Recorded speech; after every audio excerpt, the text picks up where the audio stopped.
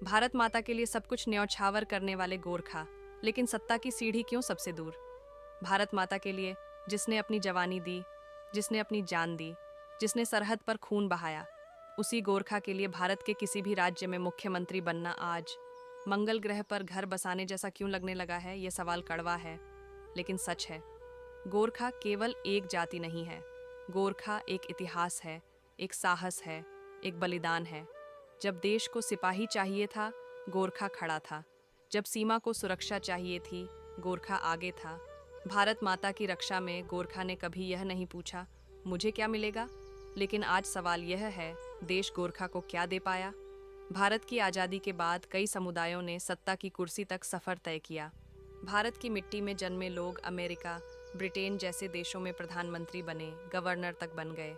लेकिन वही गोरखा जो भारत माता के लिए सब कुछ न्यौछावर कर देता है, आज भी पूछ रहा है, क्या मैं इस देश का पूरा नागरिक नहीं?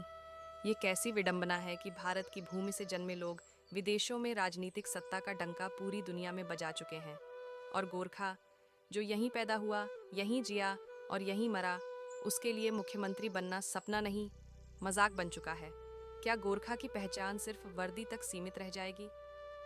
सवाल यह नहीं है कि गोरखा योग्य है या नहीं। सवाल यह है, गोरखा की आंखें कब खुलेंगी? या फिर कोई है जो इन आंखों को खोलने की हिम्मत करेगा? क्योंकि इतिहास गवाह है, जो समाज अपने अधिकार के लिए नहीं बोलता, इतिहास उसे केवल इस्तेमाल करता है। गोरखा ने कभी देश से कुछ छीना नहीं, लेकिन अब समय है कि गोरखा देश से सवाल पूछे। सम्मान मांगना गुनाह नहीं है, राजनीतिक भागीदारी देशद्रोह नहीं है। अगर गोरखा जाग गया तो इतिहास बदलेगा। भारत माता के लिए सब कुछ न्यौछावर करने वाला गोरखा क्या कभी भारत के किसी राज्य का मुख्यमंत्री बनेगा, या फिर यह सपना मंगल ग्रह पर घर बसाने जैसा ही रह जाएगा? फैसला वक्त करेगा, लेकिन शुरुआत गोरखा को ही करनी होगी। अगर यह सवाल आपको भी परेशान करता है तो इस आवाज़ को आगे बढ़ाइए।